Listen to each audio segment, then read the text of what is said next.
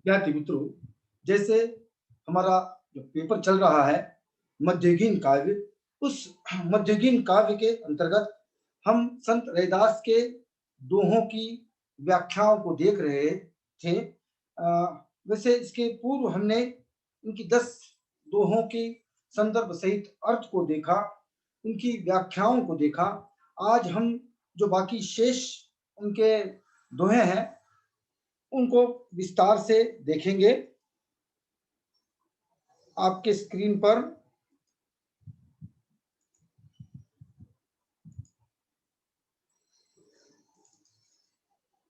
इसके पूर्व हमने 10 इनके दोहों की चर्चा हमने की थी। आज जो है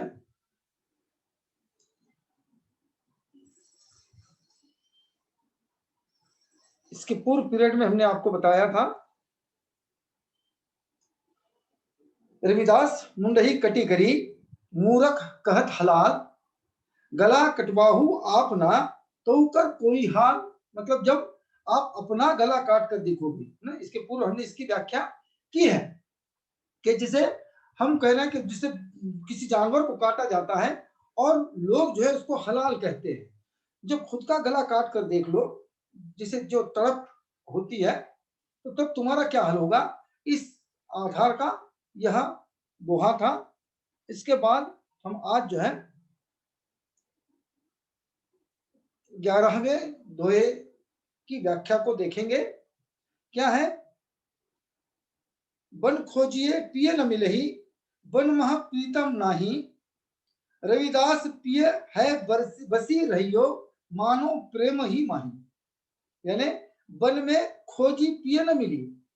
रविदास जी कह रहे हैं कि मैं पूरे वन में खोज चुका हूं, मुझे प्रिय नहीं मिला, प्रिय नहीं मिला, अर्थात ईश्वर की प्राप्ति मुझे नहीं मिली। वन में मतलब इस संसार में मैं बहुत फिरता रहा हूं मतलब जैसे कबीरदास जी का भी एक दोहा है कि मुंह को कहाँ ढूंढे बंदे मैं तो तेरे पास में, ना मैं मंदिर ना मैं मस्जिद ना काबे कैलाश में। उस तरह से वन में बहुत मैं घूमा हूँ, इस संसार में घूमा हूँ, लेकिन मुझे ईश्वर कहीं पर भी नहीं मिले। प्रीतम नहीं है वन में या इस दुनिया में मुझे प्रीतम, दुनिया में मतलब इस संसार में दृश्यमान जगत में मुझे कोई ईश्वर नहीं मिले। रविदास पिय है बसी रहियो मानव प्रेम ही माही। यानी रविदास जी कहते हैं कि प्रियतम अर्थात ईश्वर ईश्वर प्रत्येक मनुष्य के अंतर्मन में बसा हुआ है। प्रत्येक मनुष्य में ईश्वर का वास होता है, इसलिए मुझे जो है वह मानव को ही प्रेम करना चाहिए। मतलब यहाँ पर फिर वही बात को वहां पर रविदास जी दोहरा रहे हैं कि ईश्वर को प्राप्त करने के लिए आपको मनुष्यता को प्राप्त करना होगा, मनुष्यता की रक्षा करना पड़ेगा। और जब आप मनुष्य को देखोगे, उनसे प्रेम करोगे, तो मानो आपको ईश्वर की प्राप्ति होगी। इस प्रकार का इसका अर्थ है। यह भी रविदास की उक्ति है, उक्ति कथन है या नीति परक, हम जैसे कहते हैं इसको दोहा, नीति परक दोहा है जो कह रहे हैं। क्या है कि संतोष और सदाचार जीवन को आधार।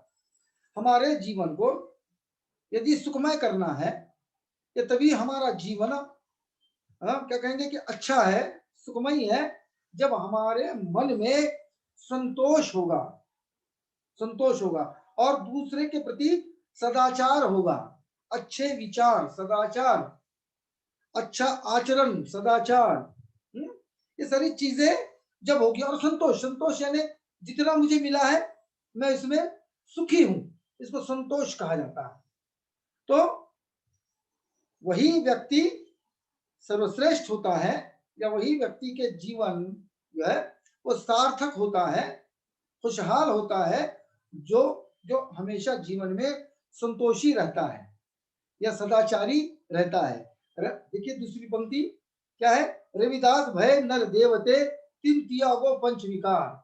और वही व्यक्ति ईश्वर समान होता है, जिसके मन में ये चीजें तो है, संतोष है, सदाचार है, इसके साथ साथ वो जो है जो पंच विकारों को त्याग देता है। पंच विकार हमने कबीरदास जी के समय भी देखा, उनके दोहों को पढ़ाते समय भी मैंने कहा था, और रैदास के पहले पदों में भी, पहले दोहों में भी हमने ये देखा है कि काम, क्रोध, मद, लोभ और मत्सर, ये 5 जो है वह विकार कहे जाते हैं, विकार कहे जाते हैं। ये आदतें हैं, विकार, जो बुरी आदतें जिसको हम कहते हैं, जो हर एक मनुष्य में होती है ना। कर्म, काम, मतलब कुछ ना कुछ मुझे क्या मिलेगा, काम, क्रोध, गुस्सा, है? मद, मद का अर्थ बदलाता, गर्व, लोभ, लालच, है ना, और मत्सर, दूसरे की बुराई करना, बुरा ही सोचना। ये 5 विकार यदि हम अपने जीवन से त्याग दे, अपने जीवन से त्याग दे, तो वही व्यक्ति जो है देवता समान कहलाएगा, या देवता समान होता है। इस प्रकार से इस दोहे का अर्थ है। शायद अब आपको भी जब ये दोहा हम पढ़ रहे हैं तो शायद आपको इसका अर्थ समझ में आना चाहिए, या आपको भी रविदास जी क्या कह रहे हैं, ये बात आप समझ में आपके भी आ रही होगी। क्योंकि पहले पहल थोड़ा सा भाषा के कारण हमारे लिए परेशानी होती है, लेकिन जैसे जैसे हम उस ब्रज भाषा या मिश्रित भाषा या किसी भी संत की भाषा को के साथ जब एकाकार हो जाते हैं, उनके शब्दों के अर्थ जानने लगते हैं, तब हमें जो है इन दोहों का अर्थ अच्छी तरह से हमें समझ में आ जाता है। देखिए, जो जाति पाति का विरोध है, लोग जो सांप्रदायिक बन गए थे और अब भी है, इसके पूर्व भी हमने कहा है, ये जो झगड़ा है, या हिंदू मुसलमान, इस तरह से दो जातियों में जो झगड़ा लगाया गया है, या अंतर को लोग बताते हैं। हो सकता है ये राजनीतिक होगा, ये मसला, ये समस्या, लेकिन अपना राजनीतिक लाभ उठाने के लिए कुछ कुछ विघ्न संतोषी, समाज विघातक लोग हिंदू और मुसलमान दो जातियों को अलग अलग करने में जुटे हुए हैं, दोनों में झगड़ा लगाने में जुटे हुए आज भी हमको दिखाई देते हैं। ये उस समय की बात है, 1300-1400 ईस्वी की बात है, जब रैदास होकर गए हैं, लेकिन आज भी हमको हालात, जो परिस्थितियां हैं, ऐसी ही दिखाई देती है? इसीलिए इसीलिए रैदास को कहना पड़ा कि मंदिर मस्जिद तो हुए एक है। यद्यपि हम अगर देखते हैं, हम अपने दिमाग से, अपने मन मस्तिष्क से उस जातीयता को यद्यपि निकाल देते हैं, तो क्या अंतर होता है? मस्जिद भी जो है कंकड़ पत्थर वगैरह जोड़कर ही बनाई गई है, मंदिर भी ऐसे ही कंकड़ पत्थर जोड़कर बनाया है ना? क्या अंतर है? दोनों एक है, दोनों जगह जाकर जो है नमाज पढ़ी जाती है, भक्ति की जाती है, अर्थात ईश्वर को याद किया जाता है। ऐसे कोई है मंदिर में जाकर ईश्वर को याद नहीं करता, या मस्जिद में जाकर जो है तो अल्लाह को याद नहीं करता हूं, है ना? तो दोनों भी पवित्र स्थल है, एक ही समान है, ईश्वर की भक्ति करना इसका प्रमुख उद्देश्य रहा है। इसलिए मंदिर मस्जिद दो एक है, इनमें अंतर नहीं, मतलब इनमें जो है रविदास को कोई अंतर दिखाई नहीं देता है। रविदास राम रहमन का झगड़ा कोई नहीं, और ये राम और रहीम, इनमें कोई झगड़ा नहीं है। राम रहीम में झगड़ा नहीं, मतलब कोई राम नाम का व्यक्ति होगा या रहीम नाम का, ऐसे नहीं। ये हिंदू और मुसलमान दोनों लोगों को एकजुट होने के लिए कह रहे हैं, ये आवाहन कर रहे हैं, ये जाति पाति का विरोध कर रहे हैं। क्या कहते हैं कि ये कोई नहीं है, राम और रहीम ये क्या है? अपनी सुविधा के अनुसार नाम दिए गए हैं। ईश्वर की उपासना करता है, किसी को पूछा कि राम कहाँ रहते हैं, तो वो ऊपर बताएगा। किसी हिंदू धर्म के व्यक्ति को राम अर्थात ईश्वर, अगर मैं कहता हूं कि ईश्वर कहाँ है, तो वो ऊपर बताएगा। यदि मैं किसी रहमान या मुसलमान से पूछूं कि अल्लाह कहाँ है, तो वो भी ऊपर बताएगा, है ना? फिर झगड़ा कहाँ का है? दोनों तो एक ही समान है, क्या मस्जिद क्या और मंदिर क्या?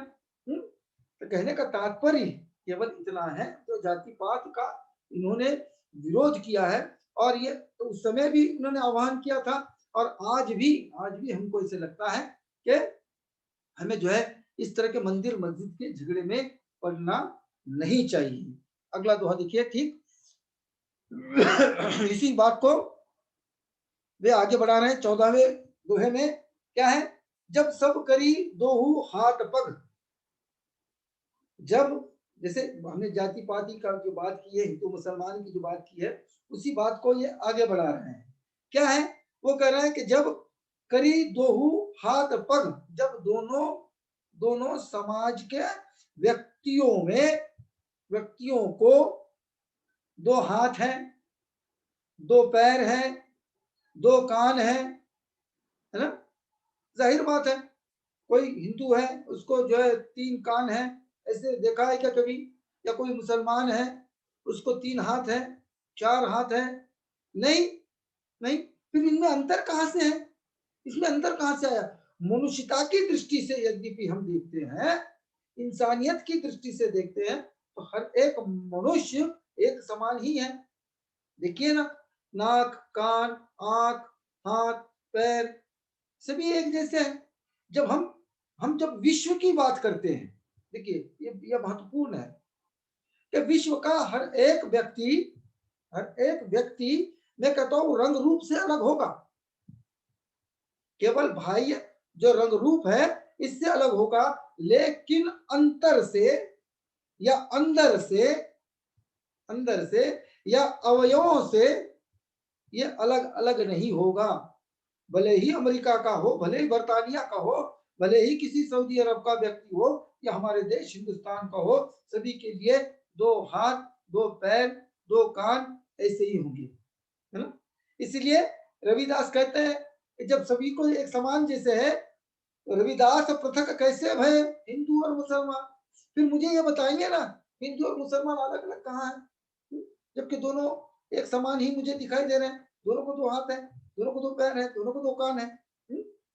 कहने का तात्पर्य कि तुम आपस में मत लड़िए, कोई हिंदू कोई मुसलमान नहीं होता, मनुष्य है, मनुष्य के लिए हमको जीना चाहिए। इस प्रकार से ये जाति पाति का विरोध करते हुए ये जो दोहे थे 13 नंबर और 14 का जो दोहा था उसी पर आधारित है। देखिए अगला दोहा, जाहिर बात है कि हमको किस तरह से रहना चाहिए। हमने कहा कि नीति परक या रीति परक हम इनको दोहे कहते हैं कि हमें कैसे रहना चाहिए। ये भी हमको जो है रविदास या रैदास जो है बता रहे हैं। रविदास सोई साधु भलो जो रही सदा निर्भय। रविदास कहते हैं वही साधु व्यक्ति अच्छा है, वही व्यक्ति साधु। साधु का अर्थ यहाँ पर किसी अच्छे व्यक्ति से संबंधित है ना? इसलिए वही व्यक्ति अच्छा है, वही साधु अच्छा है जो रही सदा निर्भय, जो हमेशा निर्भय रहता है। निर्भय यानी किसी से उसका बैर नहीं होता। बैर का अर्थ क्या है? दुश्मनी, ना? किसी का विरोध नहीं करता, किसी से दुश्मनी नहीं रखता, इसको निर्भय कहते हैं। और ऐसे ही हमको होना चाहिए, किसी से दुश्मनी यदि हमारी नहीं है तो झगड़ा काहे का? होगा ही नहीं। लेकिन हम क्या करते हैं, हमारे मन में किसी के प्रति जो है वो दुश्मनी रखते हैं, हमारे मन में उसका विरोध हम करते हैं। इस कारण क्या है, हम अच्छे नहीं कहलाने के लायक हो जाते हैं। इसीलिए क्या कह रहे हैं रविदास, सो साधु भलो जई रही सदा निर्भय, जो हमेशा निर्भय रहता है, किसी से वो दुश्मनी नहीं करता है। सुखदाई समता गईये, और सुखदाई मतलब हर एक क्या कहेंगे कि परिस्थिति में है वो आपके साथ रहेगा, है या साथ उसको रहना चाहिए। सबन मांगी खैर, और सबकी वो खैर मांगता हो, जाहिर बात है ना? एक कबीरदास जी ने भी कहा है, कबीरदास जी ने इसी प्रकार का एक दोहा लिखा है जो काफी प्रसिद्ध हुआ है कि हमको जो है किसी से बैर नहीं रखना चाहिए। सुख में सुमिरन सब करे, दुख में करे न कोई। सुख में जैसे हम साथ देते हैं, दुख में भी साथ देना चाहिए। सुख दुख आते जाते रहते हैं, है ना? सबकी खैर मांगनी चाहिए, सबके प्रति जो है मन में अच्छे विचार ही रखने चाहिए। सबको सबका भला हो, विश्व की शांति हो, या पूरे लोग जो है शांति से रहें, अमन से रहें, यही यद्यपि हम मांगते हैं ईश्वर से, वही व्यक्ति श्रेष्ठ कहलाएगा। कबीरदास जी का एक दोहा मैंने जैसे जिक्र किया था, इसी के संदर्भ में, इसी के संबंध में एक दोहा कबीरदास जी ने भी कहा था, और ये काफी महत्वपूर्ण हो गया कि कबीरा खड़ा बाजार में मांगे सबकी खैर। बाजार मतलब इस संसार में, कबीरदास जी कह रहे हैं कि कबीरदास खड़ा बाजार में मांगे सबकी खैर, सबको खैर खैरियत मांग रहा है, ना किसी से दोस्ती ना किसी से बैर। वो न किसी से ज्यादा दोस्ती करना चाह रहे हैं कबीरदास, न किसी से बैर करना चाह रहे हैं। जाहिर बात है कि वो सुखदाई होगा व्यक्ति जो किसी के साथ बैर नहीं रखता हो। इस प्रकार से यह दोहा है। इसके बाद अगला दोहा देखिए, रविदास सौ साधु भलो जो जानही पर पीर, पर यानी दूसरे की, वही बात जो हमने ऊपर देखी है कि रविदास जी कह रहे हैं कि वही व्यक्ति अच्छा है, वही साधु अच्छा है जो जो है दूसरों की पीड़ा को समझता है, जो जान ही पर पीर, पर यानी दूसरे की, पीर यानी पीड़ा, दुख, दर्द, वेदना, तो वही व्यक्ति साधु कहलाएगा, वही व्यक्ति श्रेष्ठ कहलाएगा जो दूसरों की पीड़ा को समझता है। पर पीर कहूं पेख के रहने रहने सदही अधीर, जो हमेशा दूसरों को दुख करने में या दुख जानने में या उसकी दुख में सहायता करने में हमेशा तत्पर रहता है, तैयार रहता है। पर पीर कहूं पेख के, मतलब क्या है कि हमेशा अधीर रहता है दूसरे का दुख दूर करने के लिए, हमेशा रहने सदही अधीर, वही व्यक्ति साधु कहलाने के लायक है, वही व्यक्ति श्रेष्ठ कहला सकता है। अगला दोहा देखिए, ठीक उसी तरह से यह भी कवि की उक्ति है, ठीक जैसे 16 क्रमांक का दोहा था, उसी के आधार पर फिर एक बात रविदास जी कह रहे हैं कि रविदास सो साधु भलो जो निष्कपट निरपक्ष, और केवल क्या है दूसरों की पीड़ा रहना, निर्भय रहना, इतना ही नहीं, बल्कि वो निरकपट रहना चाहिए, उसके मन में किसी के प्रति कपट नहीं होना चाहिए, द्वेष नहीं होना चाहिए, और वो निरपेक्ष रहना चाहिए, किसी का पक्ष उसने नहीं लेना चाहिए। निरपक्ष का अर्थ ही निरपेक्ष होता है। तो ऐसा व्यक्ति साधु कहलाने के लायक, या वही व्यक्ति श्रेष्ठ होता है जो मन में कोई कपट छल नहीं रखता है और जो है निरपेक्ष है। छपा सौल अरु सरल मन ही, जो क्षमा सौल यानी जो क्षमा करता हो, जो दया करता हो, जो दूसरे को माफ करता हो, और वह सरल मन का हो। क्षमा सौल यानी क्षमा करने वाला, अरु यानी और, सरल मन यानी अच्छे मन का, सीधे दिल का, मन का, हृदय का हो, बाहर भीतर स्वच्छ, और उसका मन कैसा होना, बाहर भीतर जो है इस तरह का व्यक्ति हमेशा स्वच्छ होता है। अब बाहर भीतर का अंतर हम देखते हैं कि मन में कुछ और है ना, कहता कुछ और है, मन कहता कुछ और है, ये करता कुछ और है। देखिए कहता अलग है, करता अलग है, और मन में तो कुछ और ही चीजें चल रही है। इसलिए व्यक्ति को अंदर बाहर या भीतर से और बाहर से भी स्वच्छ रहना चाहिए, अच्छा रहना चाहिए।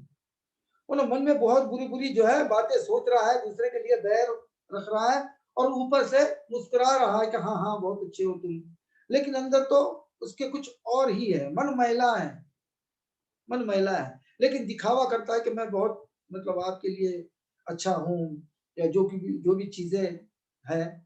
तो व्यक्ति को बाहर से भी और भीतर से भी स्वच्छ रहना चाहिए, और वही व्यक्ति अच्छा होता है जो निकपट होता है, जो निरपेक्ष होता है, जो क्षमाशील होता है, जो सरल होता है, जो दूसरे की पीड़ा को समझता है, जो है निर्वैर रहता है, किसी से वैर नहीं करता, वही व्यक्ति, वही साधु जो है वो भला है।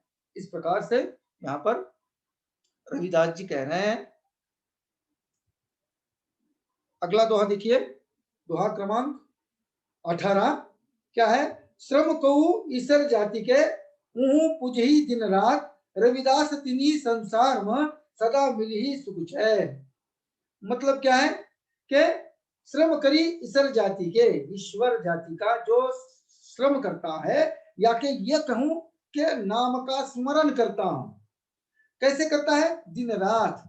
अगर आप ईश्वर को सच्चे दिल से, सच्चे हृदय से यदि ईश्वर का नाम स्मरण में लग जाते हो, उसको याद करते हो, तो वह व्यक्ति वह व्यक्ति क्या है, तीन ही संसार में सदा मिली सुख चैन। वो उस व्यक्ति को हमेशा ये तीनों लोकों में सुख चैन की ही प्राप्ति होगी, अर्थात उसका जीवन जो है खुशहाल ही होगा, जो सच्चे मन से, कर्म से, सच्चा मन अर्थात कर्म, कर्म मतलब हम जो कार्य करते हैं, हम जो कर्म करते हैं वो अच्छे होने चाहिए। क्योंकि आपका आपका जो जब भी अंत में हिसाब होगा तो यही देखा जाएगा कि आपने कितने अच्छे कर्म किए हैं, या आपने दूसरों के लिए क्या क्या किया है।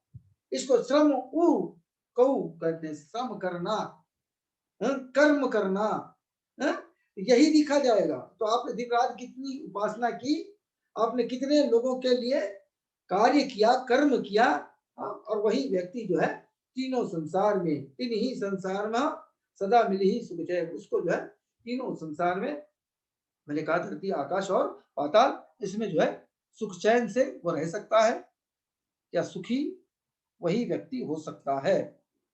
अब देखिए दुनिया की रीत है, अगला दोहा,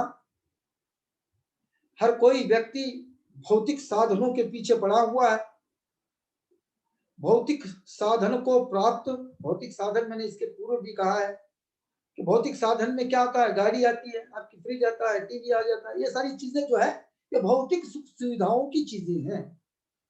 आपने महल बनवाया है, बहुत बड़े बड़े कांच के जो भी चीजें लगाई है, ये सब क्या है, ये भौतिक साधन है। और इसी भौतिक साधन को प्राप्त करने के लिए व्यक्ति व्यक्ति या लोग, या ये कहूं कि समाज पैसे के पीछे दौड़ रहा है।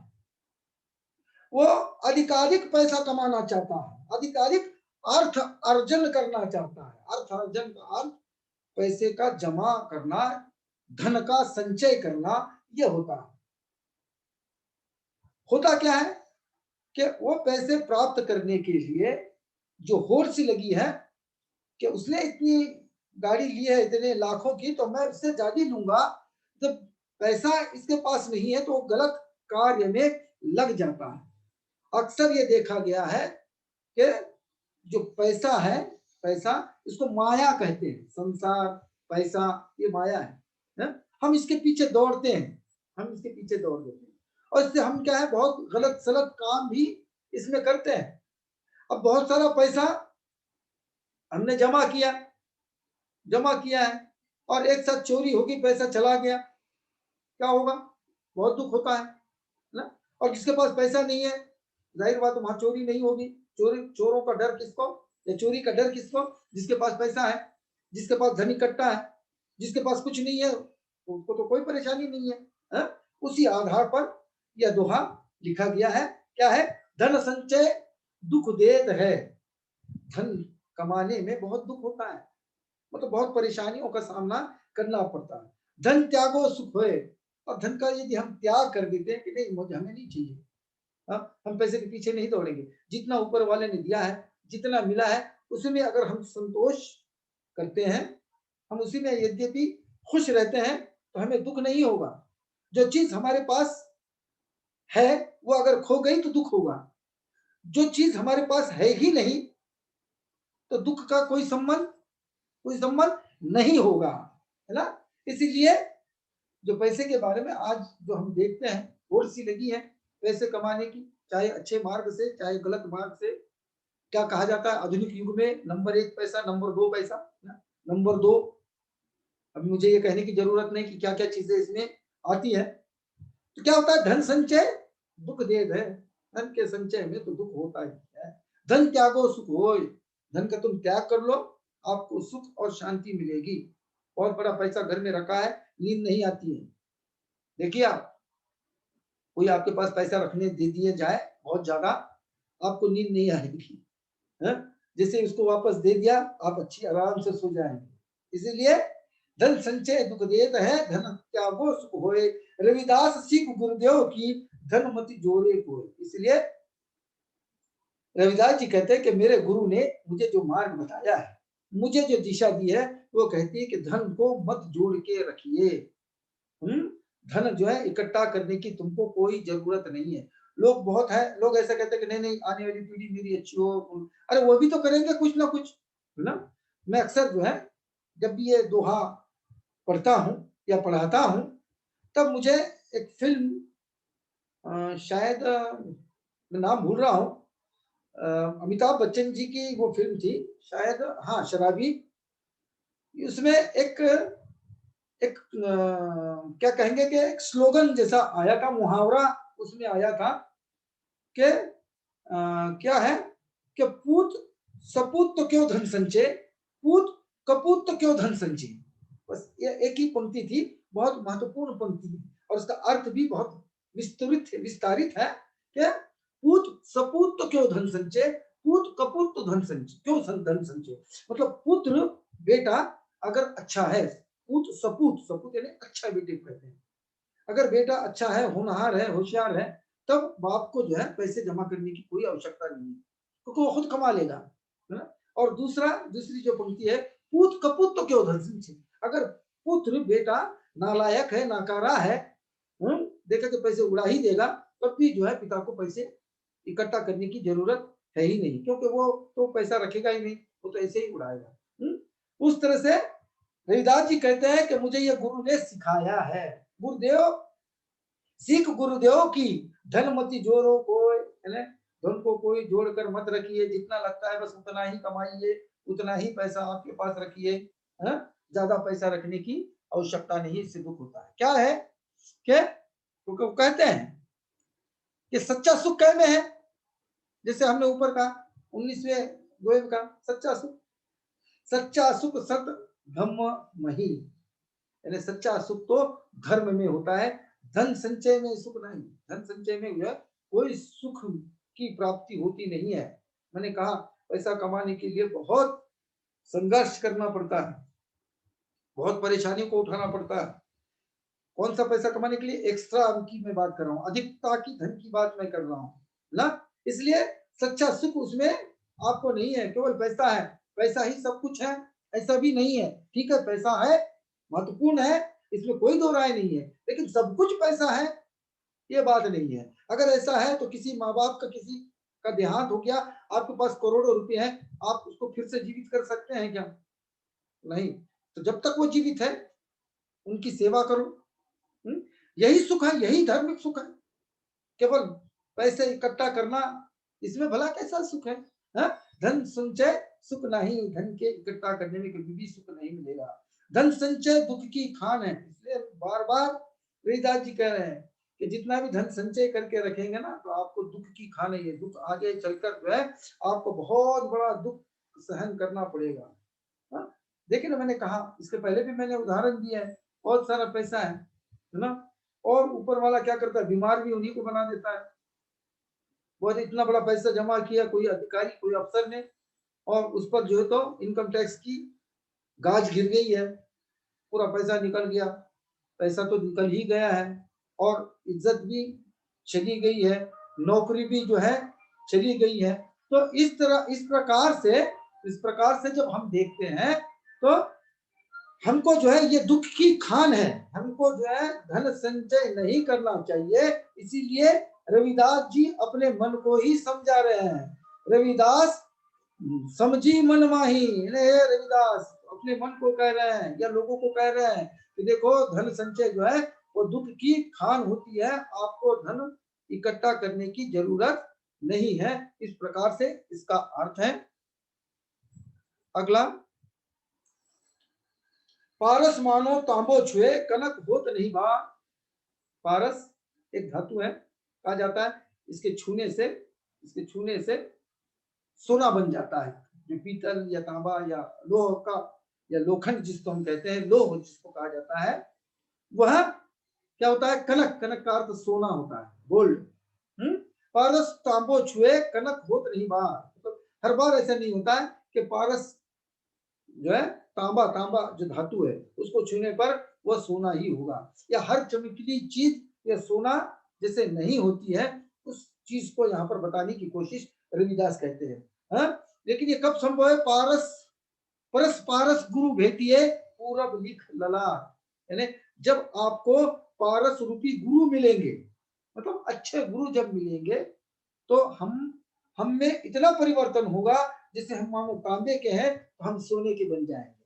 मतलब हमारा मन जो अपवित्र है वो पवित्र बन जाएगा। लेकिन कब? जब पारस गुरु भेटिए, जब अच्छे गुरु, श्रेष्ठ गुरु, सत्य मार्ग पर चलने वाले गुरु जब हमको मिलेंगे तो हमारा जीवन, हमारा नसीब भी जो है वो पलट जाएगा। हमारा भाग्य ललाट, हमारा भाग्य भी इससे परिवर्तित होगा और हम जो जिस धातु के बने हैं जब हम जो है उसमें और भी निखार आ जाएगा, मानो हम कनक बन जाएंगे अर्थात सोना बन जाएंगे।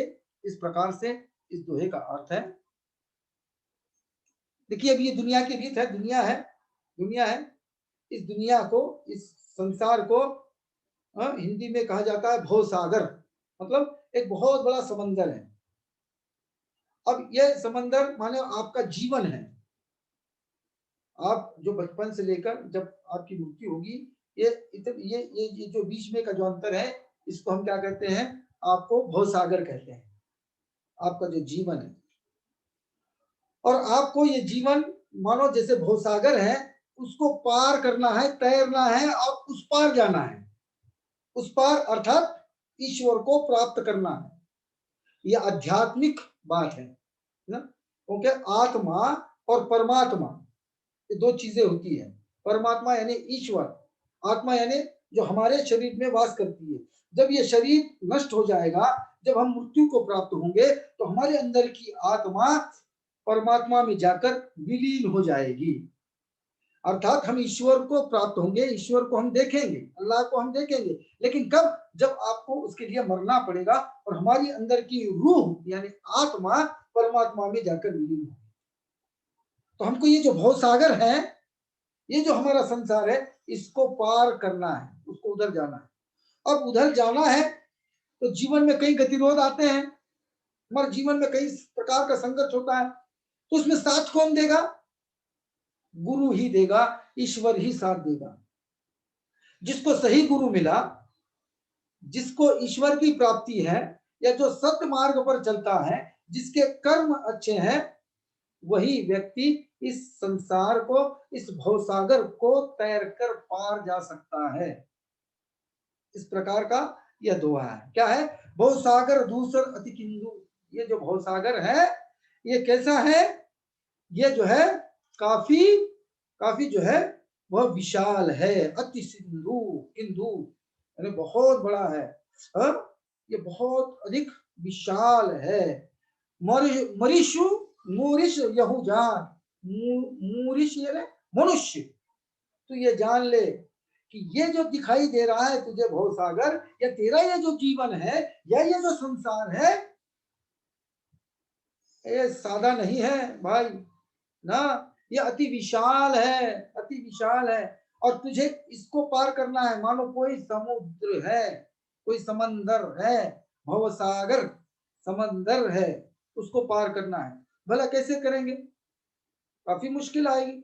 हाँ, लेकिन जब आपको गुरु मिलेगा, अच्छा गुरु मिलेगा, तो वह आपको जो है बिल्कुल पार कराएगा। माने आपको दूसरी पंक्ति देखिए, रविदास गुरु पतवार है। रविदास कहते हैं कि गुरु जो है हमेशा पतवार की भूमिका निभाता है। पतवार यानी नाव चलाने वाले को कहते हैं, नाविक जो होता है, नाव चलाने वाला है ना। नाव में बैठने वाला महत्वपूर्ण नहीं होता, कभी भी याद में रखिए। जो भी समंदर में जाते हैं, नाव में बहुत सारे बड़े बड़े लोग बैठे हैं लेकिन तैरना नहीं जानते हैं या उनको रास्ता नहीं मालूम है। लेकिन जो नाव चलाने वाला व्यक्ति होता है, कैप्टन जिसको कहा जाता है, या हिंदी में नाविक जिसको कहा जाता है, यह महत्वपूर्ण होता है। यह सही दिशा में आपको लेकर जाता है। आपको तो पता भी नहीं कहाँ जाना है, लेकिन उसको पता है ना। मानो वो गुरु है, सबका गुरु है। इसलिए गुरु को मत छोड़िए आप। गुरु ही पतवार है, गुरु ही नाव चलाने, आपकी नाव जो है वो पार लगाएगा। नाव नाम नाव करी जान, आपकी नैया ये इस भवसागर को पार कराने वाला एक ही व्यक्ति, वह है आपको गुरु। मतलब गुरु के महत्व को यहाँ पर रविदास जी ने बताया है। और सभी के लिए, हम लोगों के लिए भी, हम भी यद्यपि अभी गुरु हैं आपके, लेकिन हमारे भी अपने गुरु थे, उन्होंने हमें मार्गदर्शन किया, इसलिए हम यहाँ तक आए और आपको हम मार्गदर्शन दे रहे हैं। हो सकता है आप और दूसरों को मार्गदर्शन, मतलब गुरु हमारे जीवन में, गुरु का अत्यंत महत्वपूर्ण स्थान माना जाता है। संतों में भी ये प्रमुख रूप से रहा है। जितने भी संत हुए हैं उन्होंने अपने अपने गुरुओं की गुरुओं का गुणगान किया है, गुरुओं को अत्यंत महत्वपूर्ण माना है, अन्य जगह दी है। ये दोहा उसी पर आधारित रहा है। देखिए अगला दोहा, पराधीनता पाप है जान लेहू रे मीत, रविदास दास पराधीन सो कौन करे रे पीर। जाहिर है पराधीनता पाप है, जो दूसरे पर अधीन रहता है, दूसरों पर आधारित रहता है, दूसरों पर आश्रित रहता है। इसलिए रविदास जी कह रहे हैं मन, ये पराधीन रहना, दूसरों पर ही जीवित रहना, ये पाप है। दास पराधीन को कौन करे। और ऐसे व्यक्ति से जो है कोई लगाव नहीं करता, कोई नजदीक नहीं करता, या कोई किसी इससे ऐसे व्यक्ति से प्रेम नहीं करता जो दूसरों पर अधीन है, दूसरों पर आश्रित है, परोपकारी है ना, लोगों का उस पर उपकार है। ऐसे व्यक्ति जो है कोई काम के नहीं होते हैं, और इससे कोई प्रीत भी नहीं करता, दोस्ती नहीं करता, मित्रता नहीं करता। उसी तरह से अगला भी दोहा है, पराधीन को दीन क्या पराधन बेदीन। देखिए इसलिए ऐसे व्यक्ति जो पराधीन होते हैं, जो दूसरों पर आधारित होते हैं, उन्हें दीन क्या और बेदीन क्या, धर्म क्या अधर्म क्या, दोनों एक समान है। मूर्ख व्यक्ति है, उसको तो कुछ पता नहीं है अच्छे बुरे की, किसी को परख होती है। जो दूसरों पर आधारित हो, जो पापी है, जो व्यक्ति पापी है, दुष्ट है, उसके लिए अच्छा क्या और बुरा क्या, दोनों एक बराबर होते हैं। इसलिए पराधीन दीन क्या और पराधीन बेदीन क्या, उसके लिए तो एक ही है। उधर्म पर धर्म उसके लिए कुछ भी नहीं है, जो अच्छे बुरे को एक ही समझता है। रविदास दास क्या है, प्राचीन सभी समझे ही। और ऐसे व्यक्ति को सभी लोग जो है हीन नजर से देखते हैं, गिरी हुई नजर से देखते हैं। इस समाज में, समाज बिल्कुल पहचानता है कि ये व्यक्ति कोई काम का नहीं है, क्योंकि ये क्या है, ये बेदीन है ना, धर्म से इसको कोई लेना देना नहीं है, ये व्यक्ति अच्छा नहीं है, इसका आचरण अच्छा नहीं है, इसका धर्म के बारे में कोई जानकारी नहीं है, या सही क्या है गलत क्या है ये कुछ नहीं जानता है। तो ऐसे ऐसे लोगों को जो है सभी लोग हीनता की दृष्टि से देखते हैं, है ना, नीचता की दृष्टि से देखते हैं, बुरी नजर से जो है इनको देखते हैं, या हिकारत भरी नजर से इनको देखते हैं। इस प्रकार का अर्थ इस दोहे का है। अंतिम दोहा, अंतिम, जिसे सबका भला हो। देखिए ये बहुत बड़ी ग्रंथावली है रविदास की, आपको कुछ एक मतलब 25 ही दोहे आपके लिए रखे हैं, तो अलग अलग जगह से ये दोहे यहाँ पर लिए हैं। इसलिए हर एक का जो क्रम है या कथा सूत्र नहीं होता है, जो भी दिल को बात आती कह देते हैं, इसलिए मुक्तक काव्य कहते हैं, दोहा है। छोटे छोटे दोहों में अपनी बात को यहाँ पर रखा जाता है, कहा जाता है। इसलिए आप कहेंगे कि ये दोहा सर ऊपर के दोहे से कोई मेल नहीं खाता, बिल्कुल भी नहीं खाएगा। एक या दो दोहे मेल खाएंगे, तीसरा दोहा अलग आ जाएगा। क्योंकि जब जो कुछ भी उनको सूझा रविदास या संतों को, उस समय उन्होंने बोल दिया। मैंने कहा कि उन्होंने लिखा नहीं है, उनके जो अनुयायी थे, उनके साथ जो चलने वाले लोग हैं, उन्होंने इसको लिखा है। इसलिए जो भी याद रहा उनको, जब भी जो कुछ कहते थे संत रविदास जी, वो लिखने का कार्य करते थे। उस हिसाब से आपको अलग अलग विषय पर यहाँ पर दोहे दिखाई देंगे। अंतिम दोहा देखिए, अंत जो अच्छा होना चाहिए, प्रत्येक गोष्ठी, प्रत्येक क्या कहेंगे कि अध्याय का अंत अच्छा हो। अंत भला तो सब भला, जिसे हम कहते हैं कि पहले जीवन है, जीवन में कई परेशानियों का सामना उठाते हैं, लेकिन अंत उसका अच्छा होता है तो हमको भी अच्छा लगता है। उस प्रकार से ये अंतिम दोहा जो आपके पाठ्यक्रम में संत रविदास जी का रखा गया है, इसी को जो है प्रजा का सुख, सामान्य व्यक्ति है, प्रजा है, राजा, पहले राजा और प्रजा इस प्रकार से रहा है, कोई प्रधानमंत्री या मुख्यमंत्री वगैरह नहीं था। हिंदुस्तान छोटी छोटी रियासतों में बटा हुआ था, उस समय की ये बात है। तो राजा जैसे कहता था, प्रजा को ऐसे सुनना पड़ता था, और राजा जिस प्रकार से हुकूमत चलाते उसी प्रकार से प्रजा को रहना आवश्यक और महत्वपूर्ण था। यद्यपि वो नहीं रहते तो जो है राजा दंड दे देता था, और दंड भी ऐसे जालिम दंड उस समय हुआ करते थे। लेकिन खैर ये खैरियत मांग रहे हैं सबकी, इसलिए वो कहते हैं कि एक राज को या राजा को कैसे होना चाहिए, एक राज को या राजा को कैसे होना चाहिए। देखिए ऐसा राज, चाहो राज में, कोई भी राज रहो, किसी का भी राज रहो, शासन रहो, उसमें ऐसा होना चाहिए कैसा, जहां मिले सबको अन्न, जहां सभी को अन्न मिलता हो या मिले, मतलब कोई भी व्यक्ति भूखा ना रहे, है, सबका पेट भरा रहे या सबको अन्न मिले, यही कामना जो है। मुझे ऐसा राज चाहिए, जैसे राम राज की कल्पना हम जो करते हैं ना, कि अच्छा शासन, सुशासन जिसको कहा जाता है, अच्छा शासन, अच्छा राज, उस अच्छे राज्य की कल्पना जो है यहाँ पर रविदास कहते हैं। वो कहते हैं कि ऐसा चाहो राज में, हाँ, जहां सबको मिले अन्न, छोटो बड़ो राम बसे, रविदास रहे प्रसन्न।